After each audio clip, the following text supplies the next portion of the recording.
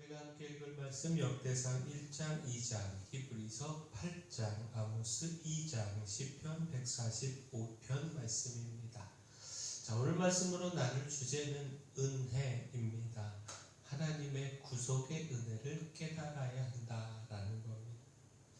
역대상 1장은요, 아담에서 아브라함까지 이르는 계보와 아브라함의 아들들의 자손에 대하여 기록하고 있습니다.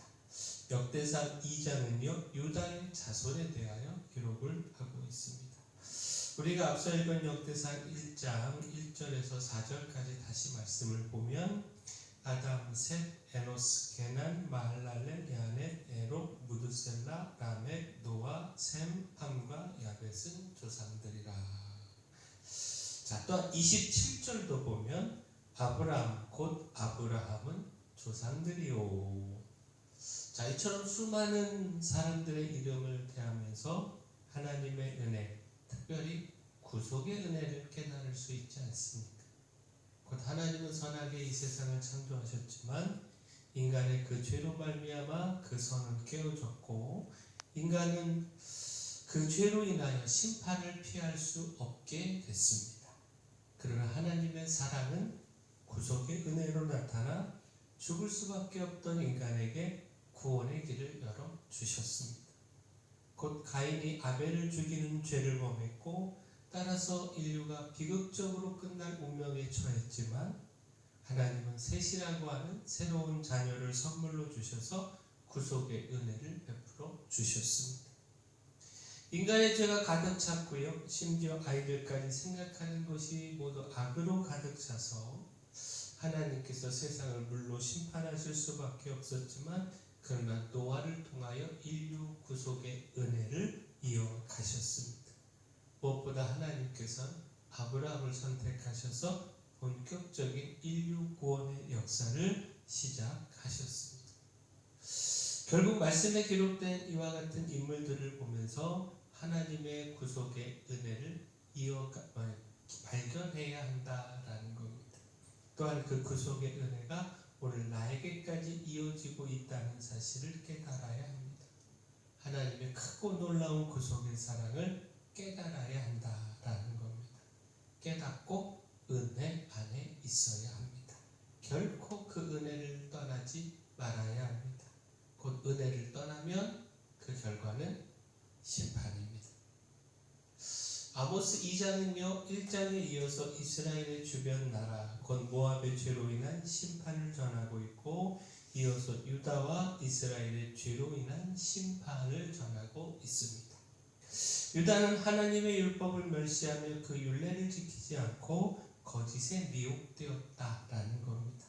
이스라엘은 가난하고 연약한 자를 무자비하게 대하며 불의함을 행했다라는 겁니다. 무엇보다 주목할 말씀이 하나님께서 베푸신 은혜와 축복에 대하여 그 백성들이 불순종과 죄악으로 반응했다라는 겁니다. 곧 하나님께서 그 백성들을 애굽에서 구원하시고 광야에서 인도하시며 아모리 족속을 몰아내고 그 땅을 기업으로 주셨습니다.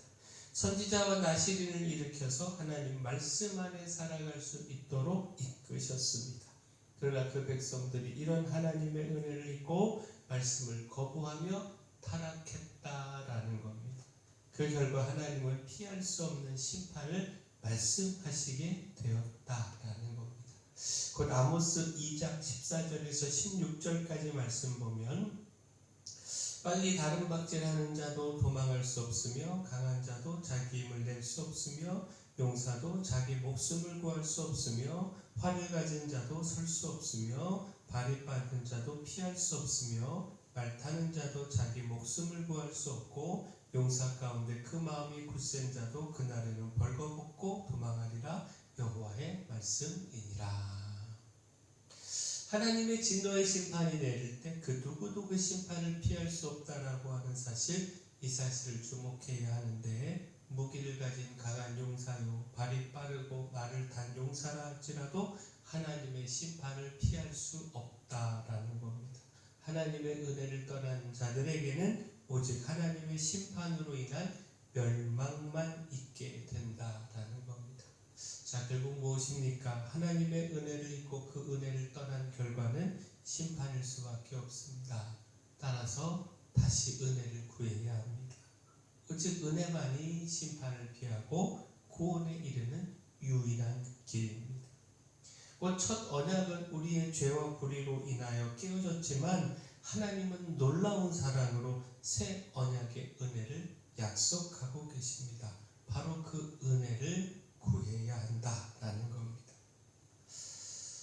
히브리서 8장은요, 예수 그리스도께서 대제사장으로 새 언약의 중보자 되심을 전하고 있습니다. 히브리서 8장 6절을 보면 그러나 이제 그는 더 아름다운 직분을 얻으셨으니 그는 더 좋은 약속으로 세우신 더 좋은 언약의 중보자시라. 곧 모세를 통하여 율법을 주시고 첫 언약을 주셨지만 그 백성이 그 언약을 지키지 않아 파괴되었고 하나님은 심판 대신에 예수 그리스도를 통한 새 언약을 주셔서 그 백성들에게 다시 구원의 길을 열어 주셨습니다.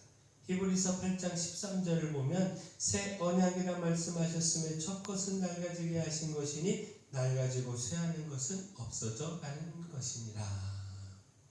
자, 바로 여기서 하나님의 크고 놀라운 사랑을 깨달아야 합니다. 첫 언약을 지키지 않고 깨트린 인간, 그 인간을 심판하여 진멸하실 수 있으셨습니다. 그러나 그 심판의 책임은 언약을 깨트린 인간들에게 있었습니다.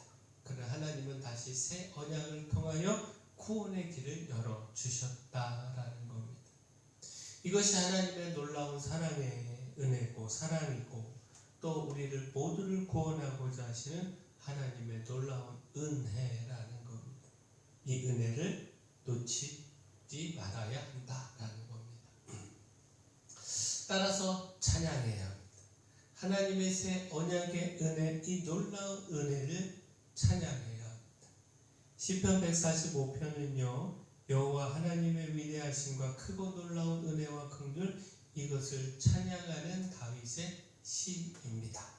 시편 145편 8절에서 10절까지 말씀 보면 여호와는 은혜로우시며 긍휼이 많으시며 노하기를 너대하시며 인자하심이 크시도다.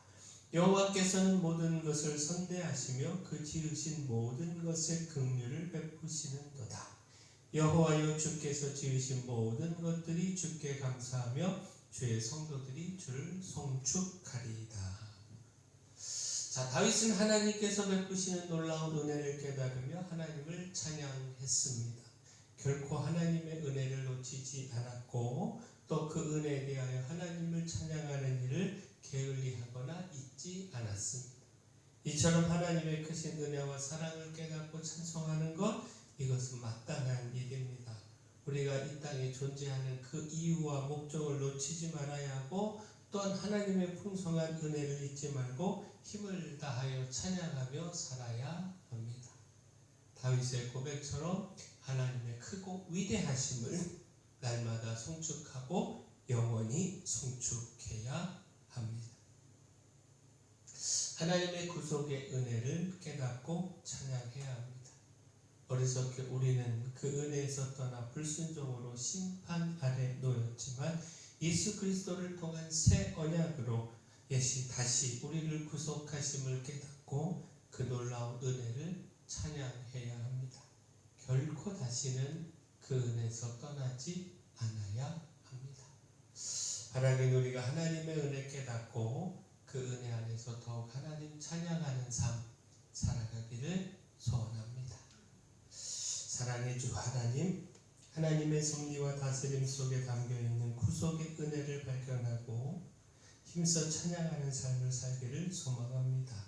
예수 그리스도를 통한 새 언약으로 다시 주어진 구원의 은혜를 기억하고 결코 그 은혜에서 떠나지 않게 하여 주시며 어리석게 하나님의 은혜를 잊지 않고 결코 그 주시는 말씀에서 떠나지 않아 생명과 구원의 은혜를 누리게 하여 주시옵소서. 교회 내 연약한 모든 분들 주님께서 그 강력한 손으로 안수하시고 치료하여 주시옵소서. 수험생들 위하여 기도합니다. 마지막까지 최선 다할 수 있도록 힘 주시고 건강 주시옵소서. 가을철 되신 밤 각 가정에 말씀 주시고 이를 통한 복락의 강물 넘쳐나게 하여 주시옵소서. 만점으로 드린 추수감사절 위에 함께 하셔서 저희들이 온 힘을 모으고 온 마음을 모아 이를 통해 풍성한 추수감사절 하나님 앞에 올려드리게 하여 주시옵소서. 저희 교회 주신 사명, 이 마을의 빛이요 소금이 되는 사명 잊지 않고 능히 감당할 수 있도록 날마다 하나님께서 힘을 더하여 주시옵소서. 모든 것 주님께 맡겼고 예수님 이름으로 기도합니다.